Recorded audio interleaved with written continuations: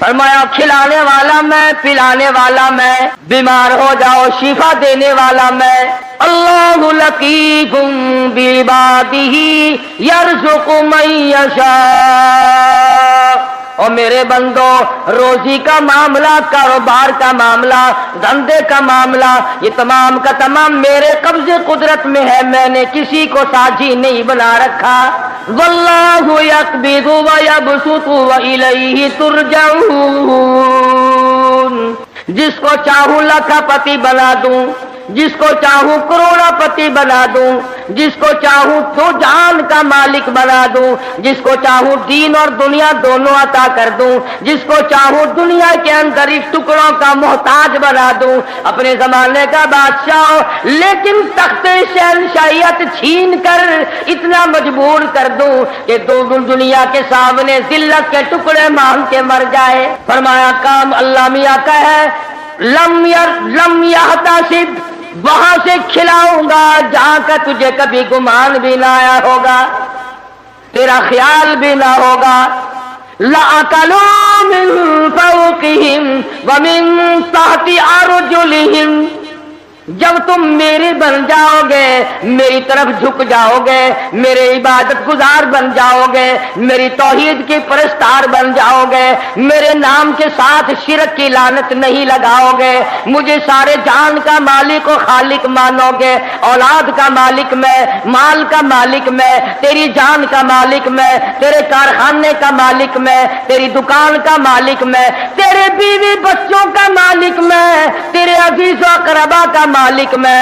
واللہ علی کل شیء قدیر۔ اور سارے جان پہ قبضہ قدرت میرا ہے، اور آج میرے بندے مان جا تیرا مالک بھی میں۔ فرمایا کھلانا میری ذمہ داری ہے۔ وفی السماء رزقکم وما توعدون۔ فرمایا جب تو میرا بن جاتا ہے، لَأَكَلُوا مِن فَوْقِهِمْ وَمِن تَحْتِ أَرْجُلِهِمْ، اوپر سے بھی رزق برساتا ہوں، زمین سے بھی رزق اگاتا ہوں، تجھے کسی طرح کی پریشانی نہیں ہونے دیتا۔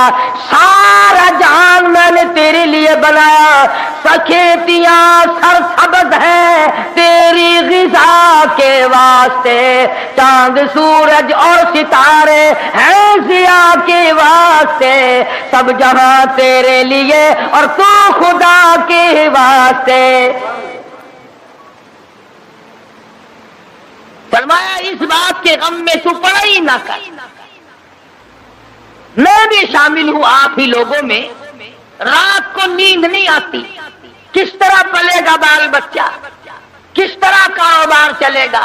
اے کاش ہماری نیند اڑے تو یوں اڑے، اے میرے مالک اگر قبر میں تیرا سہارا نہ ملا تو میں کہاں جاؤں؟ میدان حشر کی بربادی میں اگر تیری رحمت کا سایہ نہ ملا تو میں کہاں جاؤں گا؟ پل صراط سے گزرتے وقت اگر تیری کریمی مجھ پر نہ ہوئی تو میں کہاں جاؤں گا؟ اس پر ہمارا یقین نہیں، اس لیے پریشانی نہیں، اس لیے غم نہیں، اس لیے حزن و ملال نہیں۔ حضرات صحابہ اکرام رضوان اللہ تعالی علیہ مجمعین کی جماعت ان تمام چیزوں کو سمجھ چکی تھی، نبی کی تعلیمات کا صحیح اثر ان پہ ہوا، انہوں نے ظاہری باطنی اخلاقی سیاسی مادی طور پر حضور کی تعلیمات کو قبول کیا۔ انہوں نے یوں کہہ کر جان نہیں چھڑائی تھی کہ صاحب مذہب اور ہے، سیاست اور ہے۔ ماشاءاللہ، سبحان اللہ۔ جب آدمی اندر سے بے ایمان ہو جائے نا، پھر ہزاروں رستے نکالتا ہے، ہزار رستے بنا کر اپنے آپ کو چلانا چاہتا ہے، پر اللہ پاک چلنے نہیں دیتا۔ جیسا کہ ہمیں عادت پڑی ہوئی ہے ہر معاملے میں جھوٹ بولنے کی۔ سیدنا عیسیٰ علیہ السلام کا زمانہ ہے، اللہ کے نبی ہیں، پاک پیغمبر ہیں، روح اللہ ہے، ایک خادم ساتھ رہتا تھا۔ عیسیٰ علیہ السلام نے 3 روٹیاں پکوائی اور اس خادم کے حوالے کر دی کہ ان کو پلے باندھ لے، راستے میں کام آئیں گے۔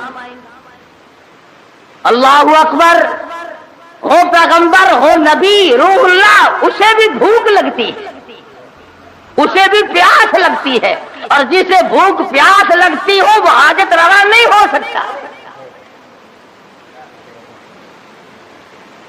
3 روٹیاں بنوا کر عیسیٰ علیہ السلام نے خادم کے حوالے کر دی. سفر طے ہوتا رہا، چلتے رہے، جنگل کا راستہ ہے. چپکے سے خادم نے 1 روٹی نکال کر کھا لی. کسی درخت کے نیچے جا کر چھاؤں میں عیسیٰ علیہ السلام بیٹھے. فرمایا روٹی لے آ. جب نکال کے دیکھی تو 2 نکلی. عیسیٰ علیہ السلام فرمانے لگے گرتی تو تینوں گر جاتی، یہ تیسری روٹی کہاں گئی؟ کہنے لگا اللہ پاک کی قسم ہے میں نے تو نہیں کھائی.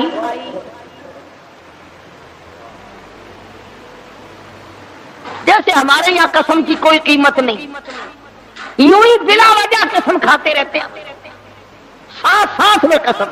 اور علماء نے لکھا ہے کہ زیادہ قسمیں کھانا بھی جھوٹا ہونے کی علامت ہے. جو ہر عام قسمیں کھاتا ہے اس کو خدا کی قسم سے کیا آر ہے، کیا غیرت ہے. تو عیسیٰ علیہ السلام سمجھ گئے کہ اس نے جھوٹ بولا ہے. ماشاءاللہ. اور جھوٹ بولنے والا اگر میری ساتھ رہا تو کہیں خدا کا مجھ پر عتاب نہ آ جائے. نبی ڈرتا ہے اس بات سے کہ میرے ساتھ جھوٹ بولنے والا نہ رہے، کہیں اس کی وجہ سے اللہ کی ناراضگی نہ آ جائے. کبھی ہم نے بھی سوچا کہ یہ سوسائٹی، یہ مجلس، یہ معاشرہ، یہ ماحول جو ہر وقت جھوٹ کی طرف گامزن ہے، ہم اس سے بچنے کی کوشش کریں؟ کبھی نہیں. کہتے کیا کریں جی، آخر زمانے کی رفتار ہے، زمانے کے حالات کے ساتھ ساتھ چلنا پڑے گا. اگر قیامت میں اللہ پاک نے یہ فرما دیا کہ بھی زمانے کی رفتار ہے، سب کو جہنم میں جانا پڑے گا، پھر کیا ہوگا؟ تو اللہ کے پیغمبر نے معجزہ دکھایا. عیسیٰ علیہ السلام کا ایک معجزہ یہ بھی تھا کہ مٹی کی ڈھیری بنائی اور فرماتے تھے اللہ کے حکم سے سونا بن جا، بس وہ سونا بن جایا کرتا تھا. جب سے یہ واقعہ تفسیر میں نے سنا، کئی مرتبہ میرا دل کرتا ہے اگر کوئی وظیفہ بتا جاتے سونا بنانے کا تو میں بھی پڑھ لیا کرتا، اور تم سارے میرے پاؤں دباتے آ کر یہ سونا بنانے کا وظیفہ ہمیں بھی بتا دیں. صلاۃ الحاجات پوچھنے کوئی نہیں آتا، صلاۃ التسبیح پوچھنے کوئی نہیں آتا، خدا کو منانے والی نماز پوچھنے والا کوئی نہیں آتا، خدا کے نام پر صحیح خیرات کرنے کا مسئلہ پوچھنے کوئی نہیں آتا، زکات دینے کا صحیح مسئلہ پوچھنے کوئی نہیں آتا. اگر میں سونا بنانا سیکھ جاتا تو سارا پاکستان اور بلکہ دوسرے ملکوں کے لوگ بھی الحمدللہ یہاں میرے قدم اور پاؤں پکڑتے.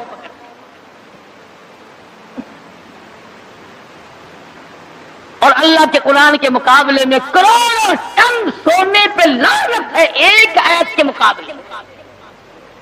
کیوں؟ سونے کے مالک تو میں نے کئی بدلتے دیکھے، قرآن والا کبھی نہ بدلا. سونے چاندی کے مالک تو میں نے کئی بدلتے دیکھے، اور یوں بدلے کہ تو برائے بندگی ہے یاد رکھ، تو برائے بندگی ہے یاد رکھ، بہر سر افگندگی ہے یاد رکھ. تو برائے بندگی ہے یاد رکھ، بہر سر افگندگی ہے یاد رکھ، چند روزہ زندگی ہے یاد رکھ، ورنہ پھر شرمندگی ہے یاد رکھ. یاد کر لے اس بات کو، یا ان دنوں میں کچھ بنا لے ورنہ ہمیشہ کے لیے شرمندہ رہے گا. بے شک ماشاءاللہ. تو عیسیٰ علیہ السلام نے مٹی کی 3 ڈھیریاں بنائی اس خادم کے سامنے اور فرمایا کہ سونا بن جا. وہ تینوں ڈھیریاں مٹی کی سونا بن گئی. اللہ کے نبی کا معجزہ ہے. شکر ہے تمہیں ایسا کوئی درویش فقیر آج تک ملا ہی نہیں، ورنہ اس کو علل اعلان خدا مانتے، علل اعلان خدا مانتے. یہ پیغمبر کا معجزہ ہے. جو مٹی کی چڑیا، قرآن مجید کا ترجمہ کر رہا ہوں، مٹی کی چڑیا بنائی اور اس میں پھونک ماری، قم باذن اللہ فانفخ فیہ فیکون طیرا باذن اللہ. مٹی کی چڑیا بنائی، پھونک ماری، پھر کر کے وہ چڑیا اڑ گئی. اگر آج کوئی ایسا یوں کرتا ہے نا، میں کہتا ہوں ایک بھی خدا کا نام لینے والا شاید نہ ملتا. کہتے دیکھو پرندے نہیں بنا رہا ہے. تو عیسیٰ علیہ السلام نے مٹی کی ڈھیریاں 3 بنائی اور فرمایا سونا بن جا، وہ سونا بن گیا۔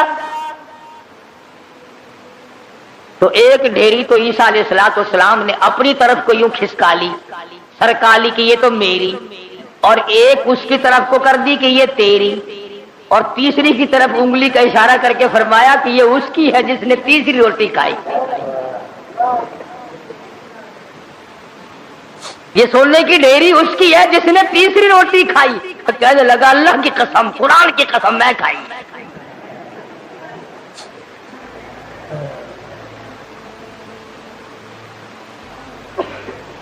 اللہ کے پیغمبر کی آنکھوں میں آنسو آ، فرمایا ادھر بھی قسم ہے۔ اور دنیا کے طلبگار کیا کرے گا اس سونے کو لے کر؟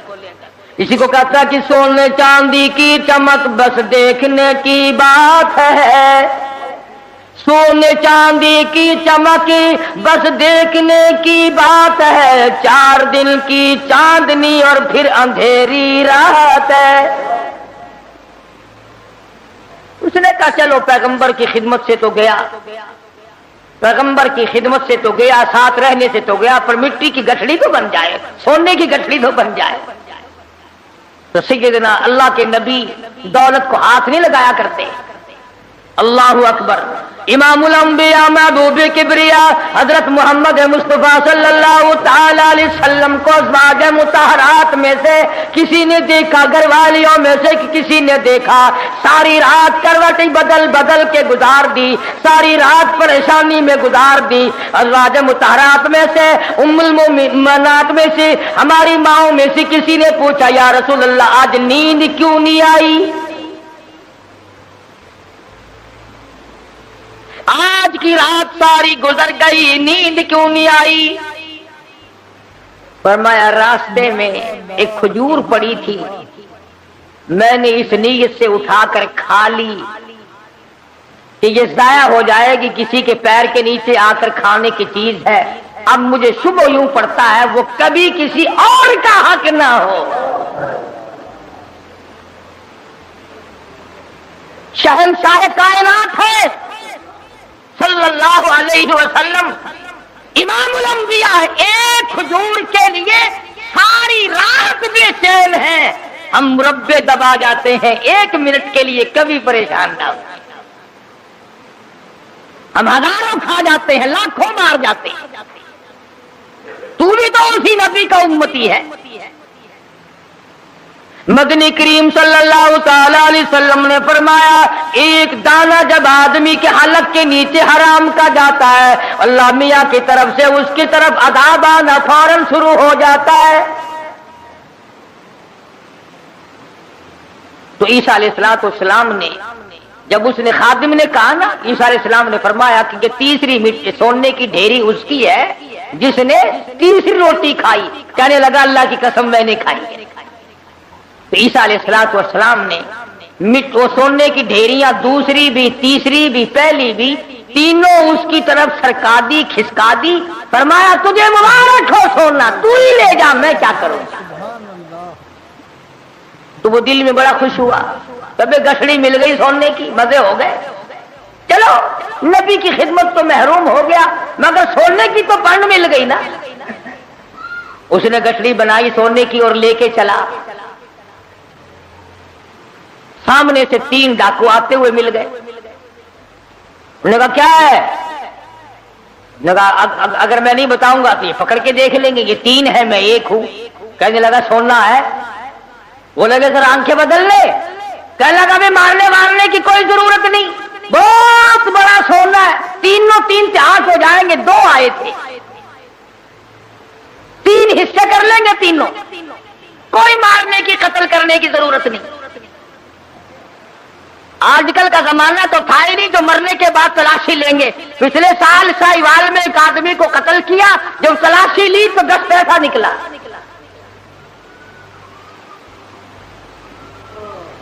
ابھی تم سوچ رہے ہوگے کہ وہ کتنا بڑا بے ایمان آدمی ہوگا جو نبی کا ساتھ چھوڑ گیا، عیسیٰ علیہ السلام کا ساتھ چھوڑنے کی وجہ سے چھوڑ دیا۔ کیا یہ بے ایمان اسی زمانے میں تھے؟ آج کل ایسے بے ایمان نہیں، یہ رمضان مبارک کے 2 جمعوں میں جو ایک ایک سائیکل گئی ہے، یہ مسلمان لے گیا، یہ انسان کا تخم لے گیا، یہ رسول اللہ کا امتی لے گیا کوئی؟ رمضان کا مہینہ ہو، الوداعی جمعہ اور سائیکل چرا کر اپنے آپ کو کامیاب سمجھتا ہے؟ میرا ایمان ہے کہ اس قسم کے چوری کرنے والے کا پیسہ فالج کے سوا اور کسی بات پر خرچ نہیں ہوگا۔ انسانیت ہے، چوڑا بھی ایسا نہیں کرتا، سکھ اور عیسائی نہیں کرتا جو آج مسلمان کرتا۔ اور پھر مسلمان کے مسلمانوں، کس نے تمہیں یہ پٹی پڑھائی ہے کہ تم سور کھا جاؤ پھر بھی مسلمان ہو، کتا کھا جاؤ پھر بھی مسلمان ہو، حرام کھا جاؤ پھر بھی مسلمان ہو، رمضان میں چوری کرو، زنا کرو، شراب پیو، بدکاری کرو پھر بھی مسلمان ہو؟ یہ کون سے ملا نے تجھے راہ لگایا ہے؟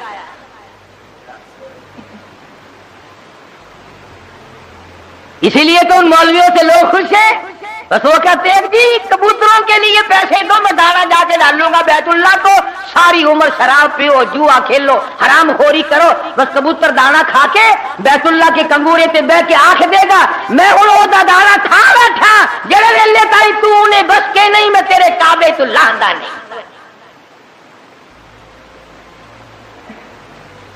تو خود ٹھگ ہے، اسی لیے بڑے بڑے ٹھگ جو چاروں طرف پھرتے انہی کے قابو آتا ہے۔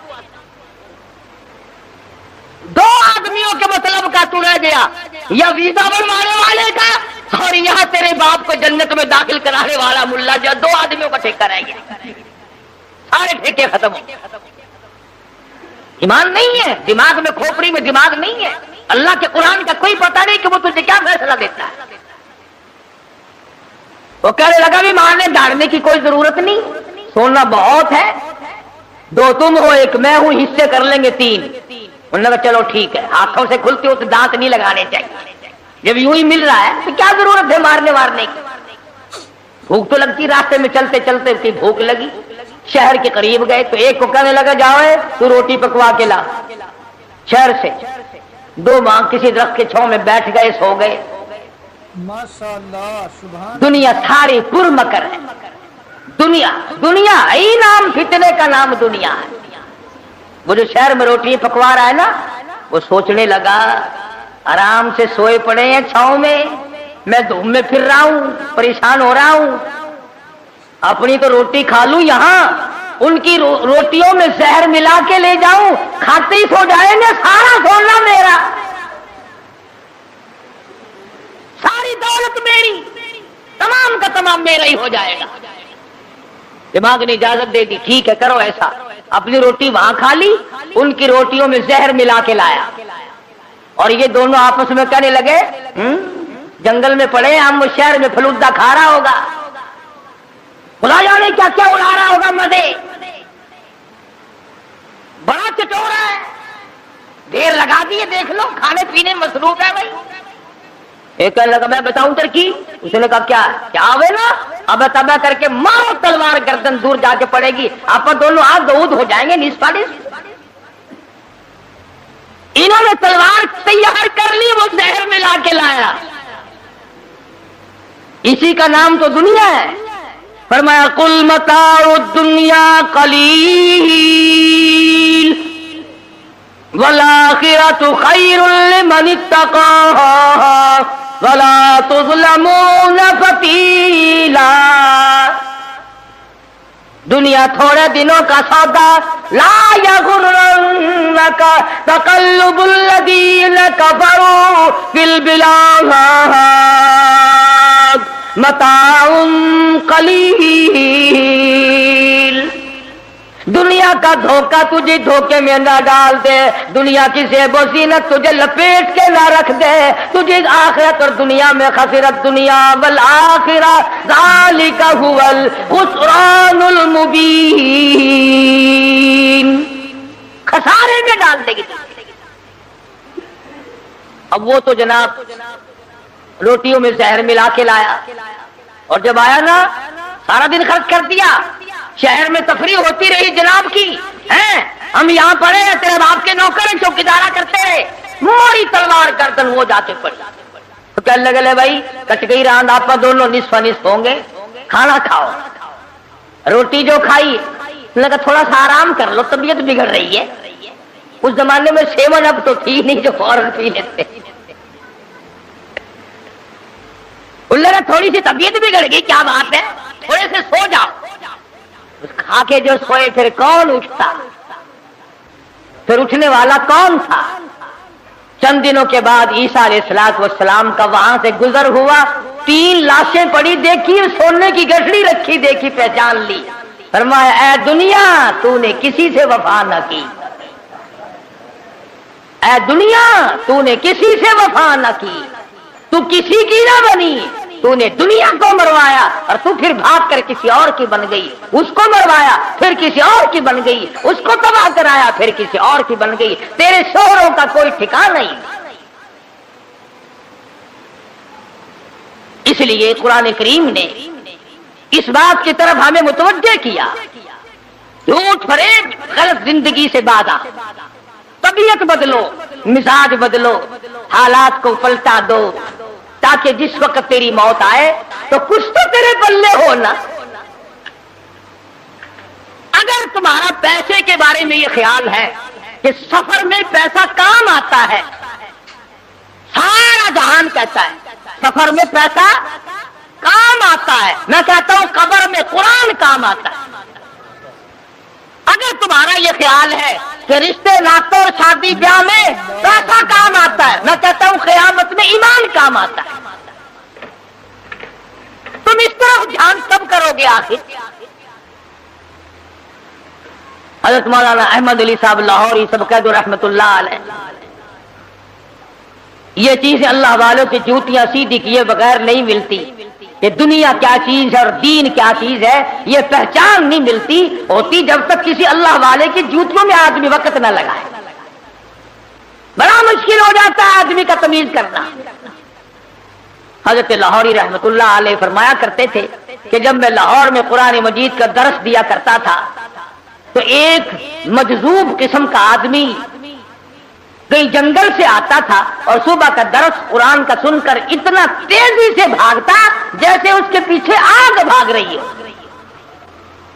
حضرت لاہوری فرماتے ہیں میں نے ایک دن اس سے پوچھا کہ آپ اتنے جلدی کیوں بھاگتے ہیں؟ تو یوں فرمایا کہ لاہوری تیرا درس قرآن کا سننے تو اس لیے آتا ہوں کہ فرشتے تیرے درس میں آتے ہیں. تیرا درس سننے تو اس لیے آتا ہوں کہ فرشتے تیرے درس میں آتے ہیں. اور بھاگتا تمام لوگ بتاتے ہیں، مفتی صاحب بھی بتاتے تھے کہ جیسے مجمع میں وہ رومال آیا ساری مسجد خوشبو سے معطر ہو گئی.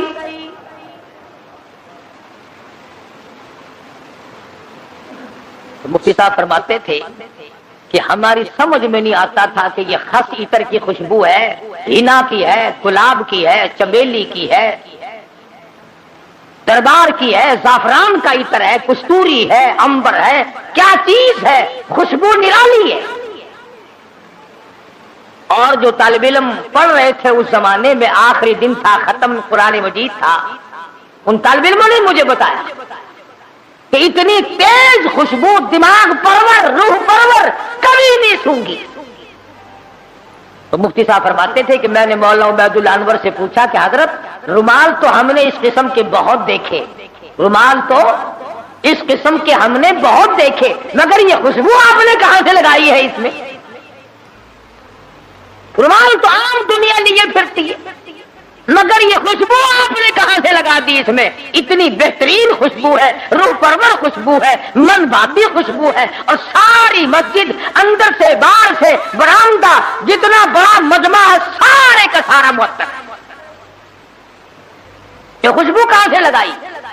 تو مولانا عبید اللہ انور نے رو دیا اور فرمانے لگے کہ ابا جان کو جب آخری وقت میں تختے پر غسل دیا تھا اس رومال سے میں نے حضرت لاہوری کی داڑھی کا پانی خشک کیا تھا. 17 سال گزر گئے، اس دن سے لے کر آج تک اس رومال سے یوں ہی خوشبو آتی ہے.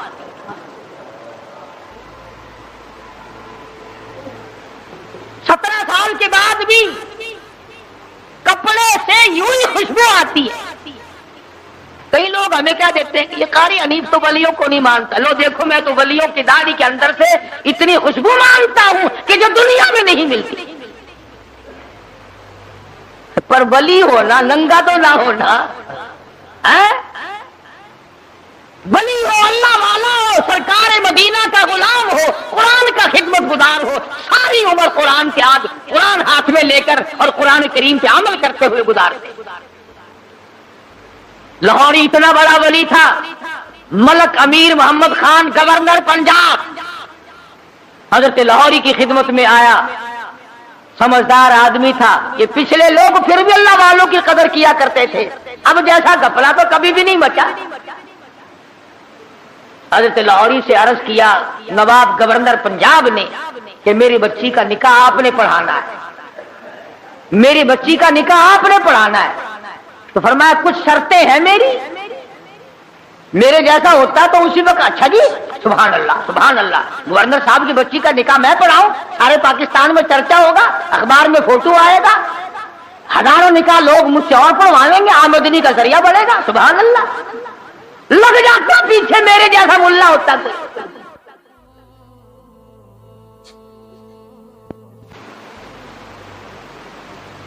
گورنر صاحب کا پونجڑا پکڑ کے پچھل پکڑ کے پیچھے پیچھے لگ جاتا، مگر وہ لاہوری تھا، دنیا پہ تھوکتا نہ تھا۔ گورنر صاحب 3-4 شرطیں ہیں میری، پہلی شرط تو یہ ہے کہ تمہارا وہ جو آئلی قوانین کا فارم ہے میں اس پہ دستخط نہیں کروں گا، اور دوسری شرط یہ ہے کہ ایک ٹیڈی نہیں لوں گا، اور تیسری شرط یہ ہے کہ اس مجمع میں عورت نہ ہو، اور چوتھی شرط یہ ہے کہ 10 منٹ سے زیادہ نہیں ٹھہروں گا۔ جس کے دل میں قدر ہوتی ہے وہ ساری شرطیں ماننا کرتا ہے۔ کہنے لگا بالکل ٹھیک ہے، 10 شرطیں اور بتاؤ، ساری مانوں گا، لیکن نکاح آپ سے پڑھوانا ہے، نکاح آپ سے پڑھوانا ہے۔ آج کل نکاحوں کا بھی کیا معاملہ ہے۔ میں بیری والی میں خطیب تھا، اس محلے میں ایک شادی ہوئی تو نکاح کے لیے مجھے بلایا، برات آئی تھی لاہور سے، سارے یہ پتلونوں والے تھے، کھچے کچائے، جیسے گھوڑے کا ساتھ نہیں کھینچا رہتا ٹانگے والے گھوڑے کا، بالکل کسا ہوا ساتھ۔ اب کھڑے سارے، مجھے بیچ میں کھڑا کر لیا، انہوں نے کہا ہاں جی پڑھو نکاح۔ میں نے کھڑے کہ ہاں اور کیا؟ میں نے کہا یارو ایسا نکاح سیکھا ہی نہیں جو کھڑے کھڑے پڑھاتے۔ میں نے کہا یاد رکھو اگر میں نے کھڑے کھڑے نکاح پڑھا دیا نا، یہ دلہا اور دلہن ساری عمر بھاگتے ہی پھریں گے، ٹھہرنے کے نہیں۔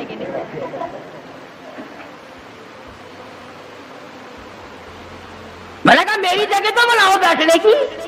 کہنے لگا جی تنگی تھی اس لیے کھڑے ہونے کا انتظام کر دیا، یہ کھانا بھی کھڑے ہو کے کھایا ہے، نکاح بھی کھڑے کھڑے ہو جائے۔ میں نے کہا میں تو ڈرتا ہوں تم سارے کام کھڑے کھڑے نہ پھر شروع کر دینا، پھر تو کام چلے گا ہی نہیں، کوئی اعتبار نہیں تمہارا۔ آخر بڑی مشکل سے میرے بیٹھنے کی جگہ بنائی۔ کہنے لگا جی دلہا تو کھڑا رہا ہے۔ میں نے کہا نکاح تو اسی کا ہے نا، یہ نکاح ہی میں کھڑا ہوا پڑھا دوں گا، کھڑا ہوا نکاح پڑھا دوں گا۔ پھر اب بڑی مشکل سے یوں پیر پھیلا کر، جیسے کتا نہیں بیٹھتا اس نے یوں پیر پھیلائے، پیچھے سے پڑاخ کر کے پتلون پھٹ گئی۔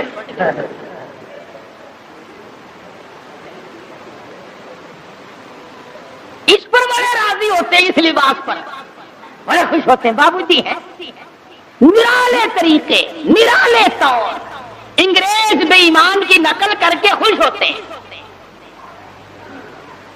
دیکھا ہوگا نا آپ نے لوگ، دیکھو یہاں جیبیں لگتی ہیں، یہاں جیبیں لگتی ہیں، اور یہ کہیں یہاں پیچھے جیب لگائے پھرتے ہیں۔ پلیٹ فارموں پہ، قلعے پہ کبھی کبھی جاؤ گے نا سردی کے موسم میں، یوں پیچھے سے نکال کر کھاتے دیکھو گے آپ، یوں چلکوں سے چاب رہے ہیں، نکال گئی پیچھے سے۔ دیکھنے والے کو نفرت آتی ہے کہ جیب کہاں لگائی ہے، یہاں کوئی خاص دربار ہے۔ نوٹ بھی یہیں سے نکال کے دیتے۔ پچھلے دنوں میں پشاور جانے لگا تو وہ ٹکٹ اوکے کہتے ہیں، ٹکٹ اوکے کراتے ہیں نا، تو چانس کے لیے ایک بابو جی کھڑے تھے، اس نے کہا جی پیسے نکالو آپ کو ٹکٹ۔ میں بالکل ملا ہوا کھڑا تھا نا، وہ یوں جھکا، میں نے کہا شاید کوئی نیچے کاغذ گر گیا۔ میں کھڑا تھا اس کے دائیں طرف، نیچے جھک کر یوں پیچھے کو ہاتھ کیا، میں نے کہا لو بدبخت پیچھے سے نکال لے گا پیسے، یہ کیا تہذیب۔ تو گورنر پنجاب نے، اللہ اس کی مغفرت فرمائے، ہم سب گناہگار ہیں، بہرحال جب تک ملک امیر گورنر پنجاب کا رہا، گورنر ہاؤس میں اور عدم نہ رہ سکی۔ عورت ذات قدم نہ رکھ سکی، اور جب یہ اللے تڑلے آئے پھر یہ عورت کے بغیر لیٹرین میں بھی نہ گئے۔ میں عرض کر رہا تھا، بات کسی اور طرف چلے گی کہ حضرت لاہوری رحمت اللہ علیہ نے ایسے وقت میں بھی وہ بادشاہوں کے سامنے، وہ گورنروں کے سامنے، وہ طالب علم اور فقیروں کے سامنے یکساں ولی تھے، بدلہ نہیں کرتے تھے۔ چنانچہ وہی شرطیں پوری ہوئی اور حضرت نے جا کے نکاح پڑھا دیا۔ تو مولانا عبید اللہ انور فرماتے تھے کہ ابا جان کو جب غسل دیا گیا تو آخری وقت میں نے اس رومال سے داڑھی صاف کی تھی، 17 سال گزر گئے، ہمیں آج تک عطر خریدنے کی ضرورت نہیں پڑی، اور قبر کی مٹی سے بھی خوشبو آئی۔ لوگوں نے کہا کسی مرید نے سینٹ پھینک دیا ہوگا، لیبارٹری والوں کو مٹی دی گئی، انہوں نے ریسرچ کی، تحقیق کی، تفتیش کی، اور رپورٹ یہ دی یہ وہ خوشبو ہے جس کا دنیا میں وجود ہی نہیں۔ اس لیے میں نے یہ آیتیں آپ کے سامنے رکھی کہ کتنا ربنا ربنا آدمی کرتا ہے، مگر اس وقت کے ربنا سے کچھ نہیں بننے گا۔ اب کی یا ربی سے بہت کچھ بن سکتا ہے۔ وقت ہے مانگ لے، وقت ہے کمائی کر لے، وقت ہے ان راتوں میں کچھ کمائی کر لے، وقت ہے ان دنوں میں کچھ کمائی کر لے، وقت ہے دولت کما لے، قبر بنا لے، حشر بنا لے، قیامت کے دن کا سایہ تیار کر لے، قبر کے لیے بچھونا اور بستر بنا لے، روشنی اور لالٹین کا انتظام کر لے۔ اب وقت ہے موت کے وقت کی پیاس کے لیے آب زمزم تیار کر لے۔ تمام چیزوں کا وقت آج ہے، اور اگر اس ساری زندگی کو یوں ہی برباد کر دیا کہ صاحب ہم تو یوں کہہ ڈالیں گے کہ میری بد نصیبی نے مجھے مار دیا تھا، اور یہ بس گمراہی ہو جو گئی جی، اس سے کام نہیں چلتا۔ پروردگار عالم مجھے اور آپ کو قرآن کریم سمجھنے کی، سمجھانے کی توفیق عطا فرمائے۔ جب تک ہم قرآن کریم کے نزدیک نہیں آئیں گے، یاد رکھو کوئی قوم کامیاب نہیں۔ اور اپنی اولاد کو سمجھاؤ، 2-4 آیتوں کا لکھے پڑے حضرات ترجمہ دیکھ لیا کرو، کم سے کم پتہ تو چل جائے کہ خدا کے کلام میں ہے کیا، حکم کیا ہے، خدا ہمیں کہنا کیا چاہتا ہے۔ دھمکی کا ہی پتہ چلے گا، اس کی رحیمی کا ہی پتہ چلے گا، اس کی کریمی کا پتہ چلے گا، جنت اور دوزخ کے واقعات اور ان کے مزین ہونے کا، اور دوزخ کے اندر شدید ترین عذاب ہونے کا پتہ چلے گا۔ خدا کی قسم، صحابہ کرام کے واقعات اگر آپ کے سامنے لاؤں تو آپ حیران ہوں گے کہ انسان ہو کر پیٹ بھی تھا، بیوی بھی تھی، بچے بھی تھے، بھوک لگتی تھی، پیاس لگتی تھی، گرمی سردی بھی لگتی تھی۔ ذات الرقاع ایک جنگ کا نام ہے، ذات الرقاع، ذات الرقاع ایک جنگ کا نام رکھا گیا۔ اس کا اردو ترجمہ ہے چیخڑوں والا جنگ،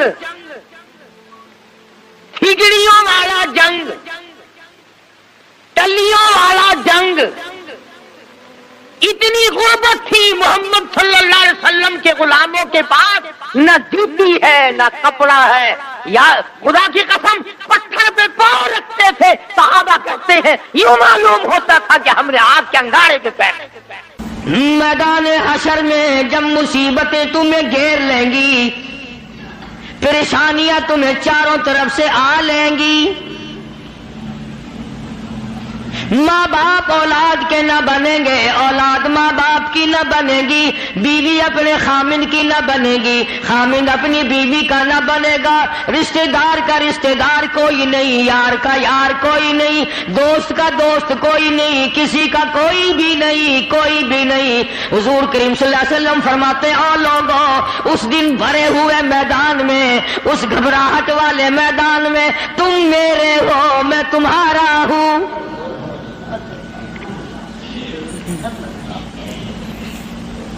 کتنی بڑی بات ہے، اس دن کام آئے۔ ارشاد فرمایا مدنی کریم صلی اللہ تعالی علیہ وسلم نے او لوگوں، میری سنتوں کو زندہ کیا کرو، میرے طریقہ کار پہ عمل کیا کرو۔ میں نے تمہیں ہر چیز کا نمونہ دے دیا ہے، نماز کا نمونہ دیا، روزے کا نمونہ دیا، حج زکات کا نمونہ دیا، شادی کر کے میں نے دکھلا دی۔ اگر تم نے اپنی بچی کی شادی کرنی ہو، تم فاطمہ کے ابا کا طریقہ کار دیکھو۔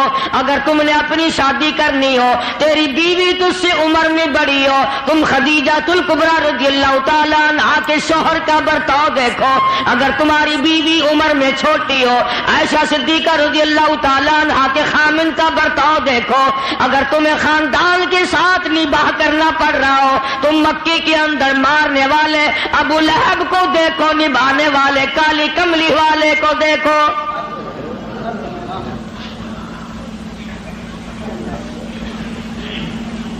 ہر موڑ پہ تمہیں نمونہ ملے گا۔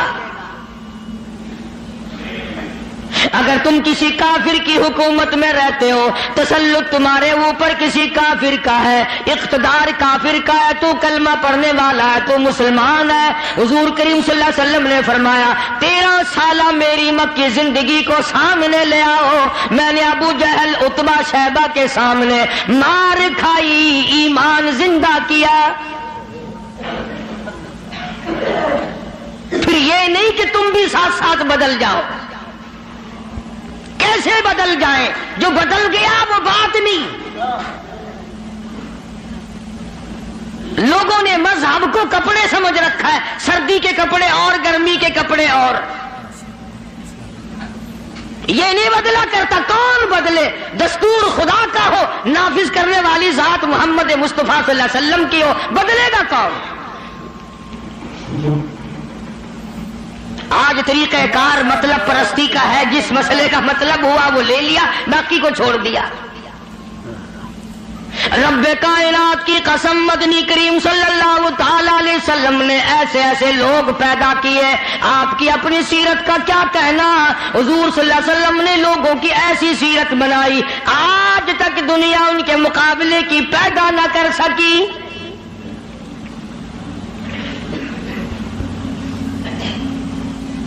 جرأت دیکھیں آپ، بہادری دیکھیں آپ، کیسے کیسے لوگ پیدا کیے۔ جنگ بدر ہے، نہتے مسلمان 2.5-3 برس تک درختوں کے پتے چبا چبا کے گزارے کرنے والے مسلمان،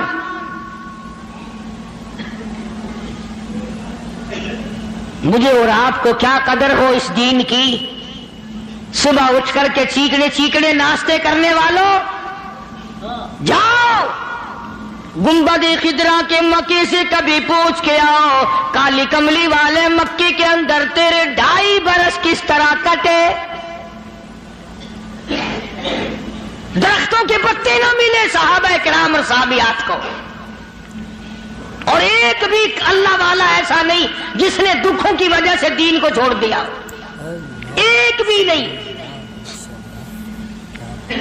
ادھر سارا عرب اکٹھا ہو کے آ گیا مقابلے کے لیے۔ اس تحریک کو ختم کرو، یہ نئی نئی چیزیں لایا ہے ہمارے باپ دادا کے دین کو ختم کرنے کے لیے۔ قرآن کریم نے انہی لوگوں کے بارے میں وضاحت کی، فرمایا فی قلوبہم مرض فزادہم اللہ مرضا ولہم عذاب علیم۔ ان کے دلوں میں روگ ہے، ان کے دلوں میں کھوٹ ہے، ان کے دلوں میں خلجان پڑا ہوا ہے، ان کے دل زنگلود ہے، ان کے دلوں میں گرد و غبار ہے، ان کے دلوں میں اسلامی نظام کے بارے میں صفائی سچائی نہیں۔ اگر سب سچے ہوتے اور صاف دل والے مسلمان ہوتے، آج یوں مرتے جیسے یہودیوں سے آج مسلمان مار کھا رہا ہے، جن پر خدا کا غضب آیا۔ فرمایا وباءوا بغضب من اللہ وضربت علیہم المسکنۃ مسکنا. اللہ فرماتے میں نے یہودیوں پہ غضب نازل کر دیا, ہمیشہ کے لیے ذلت نازل کر دی, مسلط کر دی. آج مسلمان چھپتا پھرتا ہے, یہودی ان کے اوپر دندناتا پھرتا ہے. اور وجہ کیا ہے؟ کبھی تو سوچو, کبھی تو غور کرو.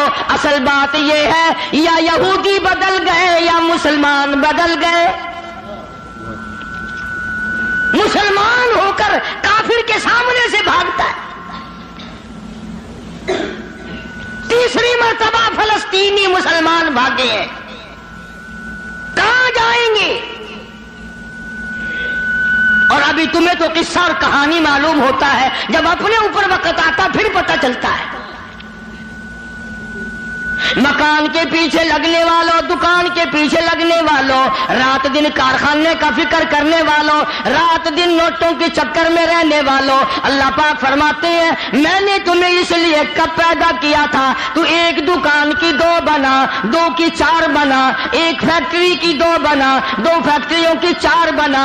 میں نے تجھے اس لیے ہرگز پیدا نہیں کیا. فرمایا قل اطیعوا اللہ والرسول,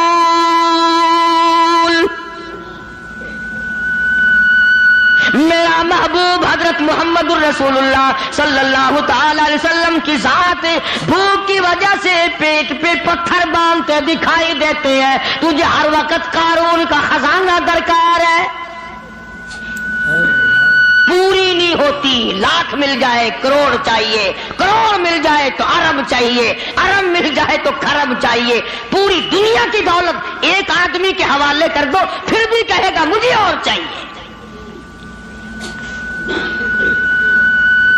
تو ارشاد فرمایا مدنی کریم صلی اللہ تعالی علیہ وسلم نے, او لوگوں اپنی زندگیوں کو عارضی زندگی سمجھو, فانی زندگی سمجھو, ناپیدار زندگی سمجھو. ایک وقت آنے والا ہے ثم لا يموت فيها ولا يحيا, ایسا وقت آئے گا نہ اسے زندگی کہو گے نہ موت آئے گی. تو علماء کرام نے 3 درجے بنائے ہیں سیرت النبی کا حاصل, سیرت النبی صلی اللہ علیہ وسلم کا خلاصہ, نچوڑ. فرمایا عظمت نبی, عظمت النبی یعنی آدمی کے دل میں سرکار مدینہ سرکار صلی اللہ علیہ وسلم کی اتنی عظمت ہو, اتنی عظمت ہو, اتنی بلندی ہو, اتنی برتری ہو, اتنی شان ہو کہ وہ یہ کہتا ہو کہ مجھے مال دولت اولاد ماں باپ بیوی تخت و تاج سب سے زیادہ مجھے حضور کریم صلی اللہ علیہ وسلم کی ذات محبوب ہے. یہ یقین بن جائے, اتنی بڑی عظمت ہو یتیم مکہ کی. فرمایا اِنَّا أَرْسَلْنَاكَ شَاهِدًا وَمُبَشِّرًا وَنَذِيرًا لِتُؤْمِنُوا بِاللَّهِ وَرَسُولِهِ وَتُعَزِّرُوهُ وَتُوَقِّرُوهُ.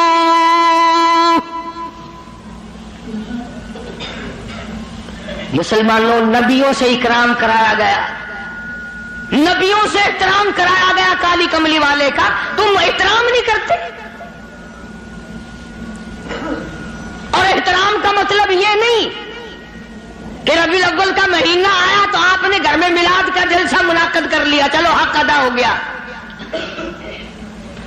یا 12 ربیع الاول کے جلوس کے ساتھ ہو کر کے 4 گانے کنجریوں کے گا لیے یا سن لیے,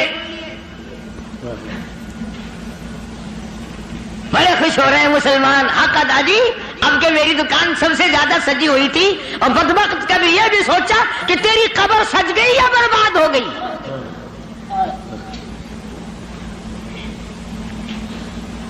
بازار کے سجانے سے کیا بنتا ہے؟ میدان حشر کو سجا, اپنی قبر کو سجا, اپنی آخرت کو بنا.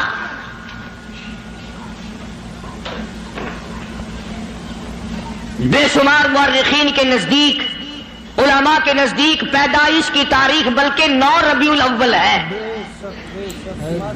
اور وفات میں کسی کا اختلاف نہیں. ابو بکر صدیق سے لے کر آج تک ساری دنیا کے مسلمانوں کا مکمل عقیدہ ہے کہ 12 ربیع الاول کو حضور کریم صلی اللہ علیہ وسلم کی وفات ہوئی. تجھے شرم آنی چاہیے, بلال رو رہا ہے تو ناچتا پھرتا ہے. تجھے کب شرم آئے گی؟ فاطمہ الزہرا کا ابا دنیا سے رخصت ہو گیا، اس کا کلیجہ پھٹا جاتا ہے، تو ڈھول بجاتے پھرتا ہے۔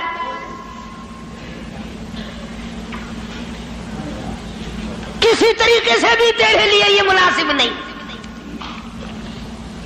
عظمت کر مدنی کریم صلی اللہ علیہ وسلم کی، فرمایا قرآن کا حکم ہے میرے محبوب کی عظمت کو برقرار رکھو اپنے دلوں میں، ساری کائنات سے زیادہ، ساری اولاد سے زیادہ، سارے رشتہ داروں سے زیادہ۔ فرمایا لا یؤمن احدکم حتی اکون احب الیہ، کسی جماعت کا فتویٰ نہیں، دیوبندی بریلی کا مسئلہ نہیں، سرکار مدینہ صلی اللہ علیہ وسلم کا فرمان ہے۔ ایک معیار مقرر کر دیا، ایک کسوٹی مقرر کر دی، ایک حد بتا دی۔ فرمایا او لوگو، ہرگز ایماندار نہیں ہو سکتا وہ آدمی جس کے نزدیک میری ذات، اولاد سے، ماں باپ سے، بیوی بچوں سے میں اس کے نزدیک پیارا نہ ہو جاؤں، محبوب نہ ہو جاؤں میں۔ اب ہمیں اپنی شکلوں کے بارے میں بھی سوچنا چاہیے کہ ہماری شکل سے حضور راضی ہوں گے یا ناراض۔ ہمیں سوچنا چاہیے ہمارے لباس کو دیکھ کر مدنی کریم صلی اللہ علیہ وسلم راضی ہوں گے یا ناراض، ہمارے عقائد کو دیکھ کر مدنی کریم صلی اللہ علیہ وسلم راضی ہوں گے یا ناراض۔ اس بات کا فکر تو صحابہ کرام نے کیا، مدینے سے روانہ ہوئے ہیں نہتے مسلمان، غریب مسلمان، درختوں کے پتے چبانے والے مسلمان۔ حضور کریم صلی اللہ علیہ وسلم فرماتے ہیں میں نے مصعب بن عمیر کو دیکھا جو اتنا امیر گھر کا بیٹا تھا، ایک ایک دن میں 200 کے 2 جوڑے بدلا کرتا تھا، اتنا فلیل میں ڈوبا رہتا تھا۔ حضور کریم صلی اللہ علیہ وسلم فرماتے ہیں جب میں نے مدینہ میں مصعب بن عمیر کو دیکھا رضی اللہ تعالی عنہ، ایک چادر تھی، کرتا نہیں، سلوار نہیں، تہمند نہیں، اور کب ایک چادر ہے جو سر سے پیروں تک لپیٹ رکھی ہے، اور حضور کی آنکھوں میں آنسو آ گئے صحابی کا یہ لباس دیکھ کر، اس میں 12 پیوند لگے ہوئے تھے۔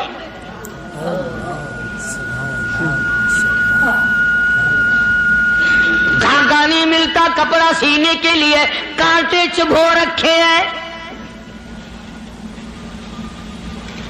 یہ نہتے مسلمان، غریب مسلمان۔ مدنی کریم صلی اللہ علیہ وسلم نے مدینے پاک میں آواز لگائی، الا تؤمنون باللہ ورسولہ وتجاہدون فی سبیل اللہ۔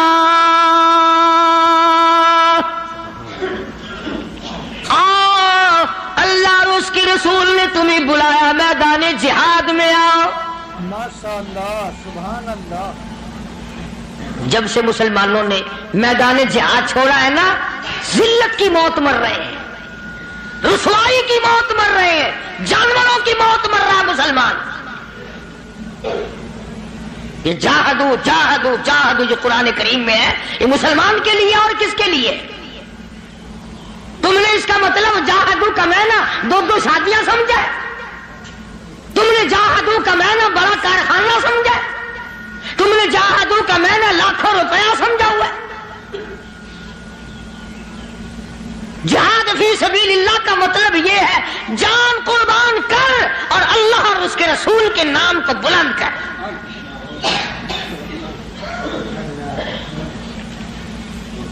دو مسلمان نوجوان مکہ مکرمہ میں گرفتار ہیں، کافروں کے پاس ہیں۔ اندازہ لگاؤ ملتان کے لوگوں، مکہ مکرمہ سارا کافروں کا، سارے کا سارا مشرکوں کا مکہ ہے، اقتدار ان کا، حکومت ان کی، دولت ان کی، 2 کالی کملی والے صلی اللہ علیہ وسلم کے غلام ہیں۔ پکڑ کر تختہ دار پہ لٹکانے کے لیے، سولی چڑھانے کے لیے لے آئے، میدان میں کھڑا کر دیا۔ عتبہ موجود ہے، شیبہ موجود ہے، ولید ابن مغیرہ موجود ہے، امیہ ابن خلف موجود ہے، عمر ابن حشام موجود ہے، ابو لہب موجود ہے، سارا مکہ موجود ہے۔ سامنے ابو سفیان آیا جو اس وقت تک ایمان نہیں لایا تھا، کہنے لگا ابو سفیان بولے آ گناہگاروں مسلمانوں، ابو سفیان بولے آپ گناہگاروں مسلمانوں، تمہاری قتل گاہ ہے یہ، اسے میلہ نہ گردانو۔ تم نے اس کو میلہ سمجھا ہوا ہے؟ اگر تم اسلام کو چھوڑ دو، اگر تم ایمان کو ترک کر دو، اگر تم محمد عربی صلی اللہ تعالی علیہ وسلم کا دامن چھوڑ دو، اگر تم قرآن کا انکار کر دو، ایمان کا انکار کر دو، تو کہتا رہائی دیں گے تم دونوں کو اور خوشحال کر دیں گے، تمہیں دیں گے اتنا کہ مالو مال کر دیں گے، تمہیں بڑا مال دیں گے، ہم تمہیں اپنی بیٹیاں دے دیں گے، دولت دے دیں گے، بہت بڑا آدمی بنا دیں گے، آؤ کالی کملی والے کا دامن چھوڑ کر ہم میں شامل ہو جاؤ۔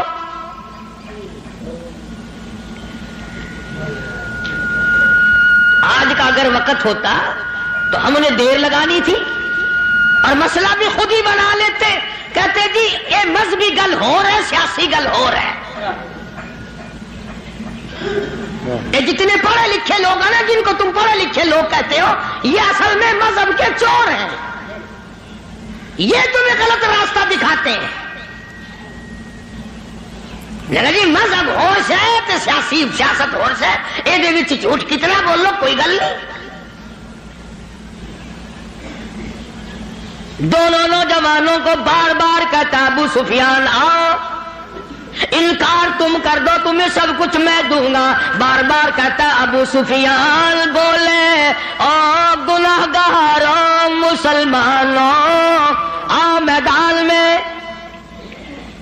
چھوڑ دو ان باتوں کو، تمہاری قتل گاہ ہے یہ، اسے میلہ گردانو، تمہیں سولی پہ چڑھائیں گے، تمہارا ریزہ ریزہ کر دیں گے، تمہارا قیمہ بنا دیں گے، تم کتنے خوبصورت ہو، تم کتنے حسین ہو، تم کتنے قداور جوان ہو، اور نوجوانوں اپنی جوانی پہ ترس کھاؤ، اپنے آپ کو بچاؤ، مال دیں گے بڑا، بیٹیاں دیں گے تمہیں اپنی۔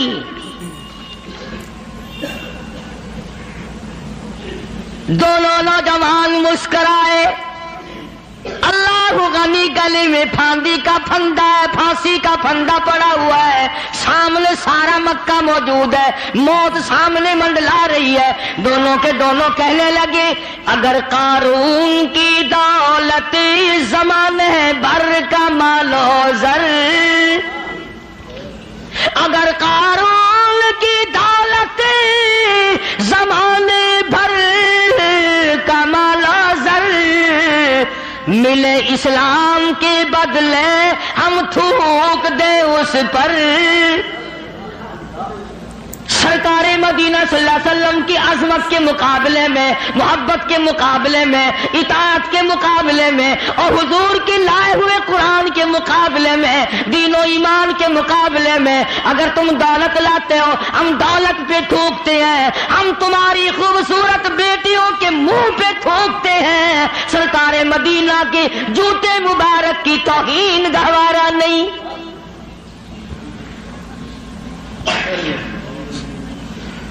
اور ساڈے ورگے سمجھدار نہیں سن، سمجھدار ہوندے نا ہاتھ مار لینا سی، کم کر جاندے اپنا۔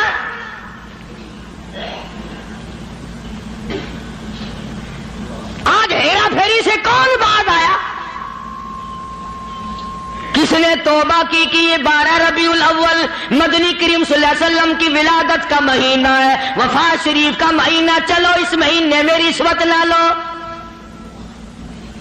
کسی نے زنا سے توبہ کی، اس مہینے میں بدکاری نہ کرو، اس مہینے میں جوا نہ کھیلو، اس مہینے میں شراب نہ پیو، اس مہینے میں جھوٹ نہ بولو۔ کس نے توبہ کی؟ میرے خیال میں تو ایک آدمی بھی ایسا نہیں جس نے یہ سوچا ہو مالک کائنات تیرے محبوب کی آمد کا مہینہ ہے، میں اس خوشی میں فلاں گناہ سے توبہ کرتا۔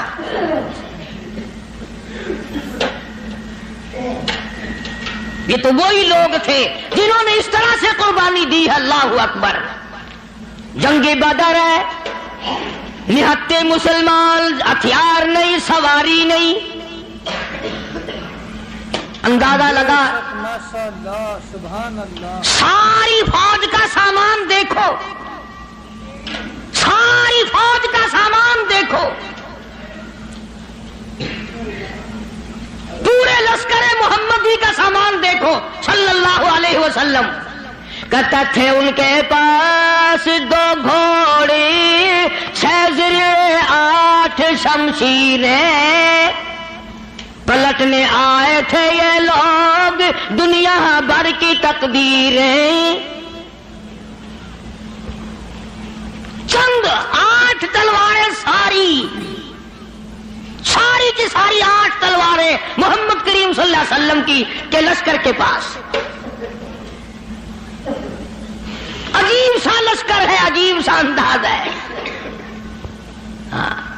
کیا کہنا ہے اس لشکر کا جن کے پلے سواری نہیں، سوار نہیں، ہتھیار نہیں، لیکن وہ میدان میں آئے ہیں۔ ادھر میدان لگا، ادھر ایک مائی آ نکلی اور مائی نے آ کر کیا یقین ہے اور کیا آخرت سے وابستگی ہے۔ عجب لشکر بنا ہوا ہے۔ آج تو مرد پھرتے ہیں دھکے کھاتے ہوئے، یہودیوں کے سامنے سلام کرنے والوں، عیسائیوں کے سامنے جھک کر سلام کرنے والوں، جب سے تم نے خدا کا دروازہ چھوڑ کر قبروں پہ جھکنا شروع کیا، خدا نے پوری دنیا کے سامنے تمہیں جھکا دیا۔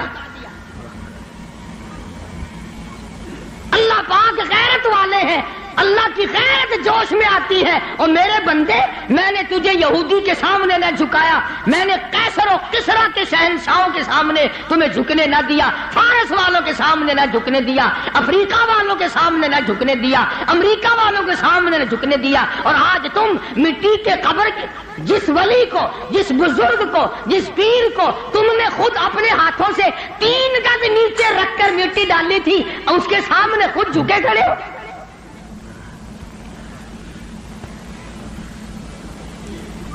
فرمایا پھر تجھے جھکنے کی عادت پڑ گئی، اب جھکتا ہی مرے گا۔ مگر حضور کریم صلی اللہ علیہ وسلم کے زمانے کے مردوں کا تو کیا کہنا، تو عورتوں کو دیکھ۔ ام عمارہ ہے رضی اللہ تعالیٰ عنہ، 90 سال کی بوڑھی عورت، 90 سال کی مائی، جب آواز آئی تؤمنون باللہ ورسولہ وتجاہدون فی سبیل اللہ، آؤ میدان میں جان مال قربان کرو۔ ماشاءاللہ سبحان اللہ۔ بس اب مسلمان کے بس کی یہ بات نہیں رہی، مسلمان اب اس چیز سے بھاگتا ہے، جان بچانے کے لیے بھاگتا ہے۔ ورنہ ایک وقت ایسا تھا، صحابی ہے حضور کریم صلی اللہ علیہ وسلم کا، غریب ہے، مفلس ہے، نادار ہے، مسکین ہے، دنیا کے اعتبار سے بڑا مسکین تھا، مگر حقیقت میں بڑا امیر ترین آدمی تھا۔ کیسے؟ بالکل مکان نہیں ہے غریب کا، جھوپڑی بھی نہیں اپنی۔ رحمت دو عالم، سید دو عالم، جان دو عالم حضرت محمد الرسول اللہ صلی اللہ علیہ وسلم نے یوں رحمت والا ہاتھ سینے پہ رکھ کے فرمایا، تیری شادی ہوئی؟ تیری شادی کا کوئی بندوبست ہوا؟ نے کہا یا رسول اللہ میری شادی؟ جی ہاں۔ فرمایا میں تو غریب آدمی ہوں، روٹی نہیں، کپڑا نہیں، گھر نہیں، بار نہیں، دھن نہیں، دولت نہیں، کچھ بھی نہیں، میری شادی کون کرے؟ سنو کان کھول کر، حضور کریم صلی اللہ علیہ وسلم نے فرمایا تیری شادی میں کروں گا، جس کا دنیا میں کوئی وارث نہیں اس کا وارث میں محمد الرسول اللہ ہوں۔ بے شک ماشاء اللہ سبحان میں کروں گا تیری شادی۔ عرض کی اچھا جی مجھے کون دے گا، شکل کا بھی میں اچھا نہیں، دمڑی دھیلا میرے پاس نہیں، سادہ سامان نہیں، کچھ بھی نہیں۔ فرمایا اچھا پہلے تیری منگنی کرتے ہیں۔ سبحان اللہ، وہ کتنا مقدرہ والا جوان ہوگا جس کی منگنی حضور فرما رہے ہیں۔ ہاں تیری منگنی ماما کرے گا، چاچا کرے گا، ماسی کرے گی، نانی کرے گی، خالہ کرے گی۔ صحابہ وہ ہیں جن کی منگنیاں بھی حضور نے فرمائی۔ فرمایا جا فلاں صحابی کے پاس لڑکی ہے، مجھے پتا ہے، میری طرف سے جا کے پیغام دے کہ مجھے کالی کملی والے نے بھیجا۔ یہ گیا اور جا کر اس نے آواز دی، وہ باہر نکلا کہ بھائی حضور کریم صلی اللہ علیہ وسلم کا یہ پیغام ہے تیری لڑکی کے بارے میں کہ میرے ساتھ نکاح کر، حضور نے مجھے بھیجا ہے۔ تیرے میرے ورگا ہوندا نا اس ویلے آندا ہے میں جاننا جی نعوذ باللہ نعوذ باللہ، حضور نے انہاں گلاں دا کی پتا ہے جی، میں دساں گا انہاں نوں بھئی یہ کام کیدا ہوندا ہے۔ سیاستدان لوگ نہیں سن نا۔ اسی وقت نوجوان کہنے لگا مجھے مالک کائنات کی قسم ہے، رحمت دو عالم کا رشتہ مجھے منظور ہے، اس لیے یہ اولاد بھی میری نہیں حضور کی ہے، میں بھی حضور کا، میرا مکان بھی حضور کا، یہ سارا ساز و سامان کالی کملی والے کا ہے، میرا نہیں۔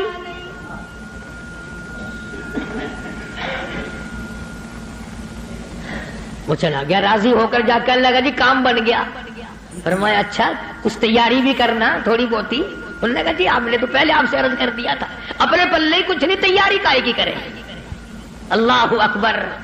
ہائے آج کسی رشتہ دار کو رشتہ دار کہے گا، کسی کو کوئی عزیز اقربا میں سے کہے گا، دوستوں میں سے کہے گا بھائی فکر نہ کرنا، جتنی لوڑ ہوگی بے شک لے لویں، مگر یہ وہ نوجوان ہے۔ فرمایا جا عثمان رضی اللہ تعالیٰ عنہ کے پاس چلا جا، عثمان غنی کے پاس چلا جا، جا کر 300 درہم قرض لیا اور تیرا قرض میں محمد الرسول اللہ ادا کروں گا، تیرا ضامن میں۔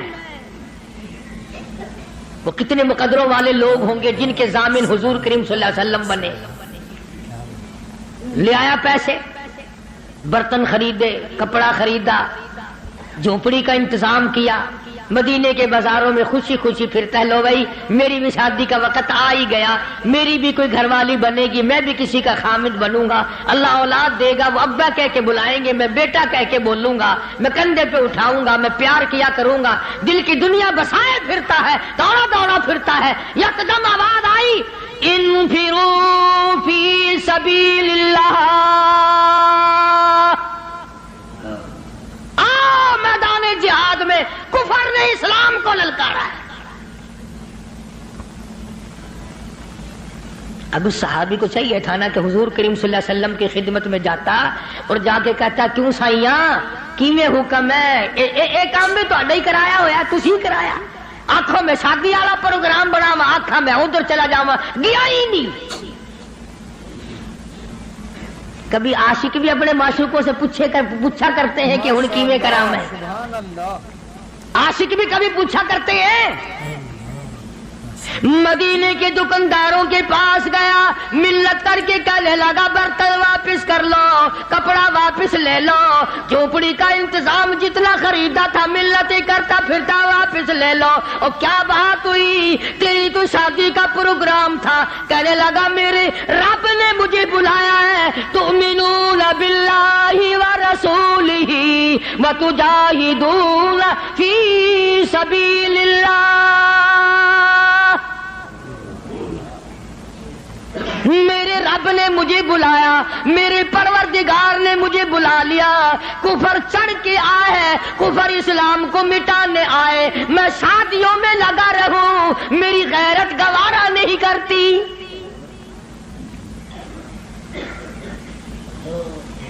حضور اکرم صلی اللہ علیہ وسلم کی خدمت میں آیا ہی نہیں۔ میں نے بتایا نا عاشق نہیں پوچھا کرتے محبوب اب کیا کریں، جھوٹے ہیں ہم لوگ، عاشق نہیں ہیں۔ جھوٹے ہیں، بالکل جھوٹ بولتے ہیں. عاشق یوں کیا کرتے ہیں کبھی؟ برتن واپس کر دیے، کپڑا واپس کر دیا، پیسے بنائے، گھوڑا خریدا، تلوار لی، مسلمان مجاہدین کے ساتھ ساتھ چلا گیا. یہ لکھا واقعات میں سلام کرنے بھی نہ آیا، حضور کو پوچھنے بھی نہ آیا. علماء نے لکھا ہے کسی نے پوچھا اور تیری شادی کا پروگرام تھا کدھر چلا ہے؟ کہنے لگا میں ایسی شادی نہیں کیا کرتا کہ رب بلاتا رہے میں سیرا باندھے کھڑا رہوں. میں ایسی شادیاں نہیں کیا کرتا. آ گیا ہوں میدان جہاد میں، آگے بڑھا، بڑھتا بڑھتا تلوار لے کر کفار کے جمگٹے میں جا نکلا. علماء کرام نے لکھا ہے ایک نہیں، دو نہیں، 80 کے قریب بدن پہ زخم آ گئے.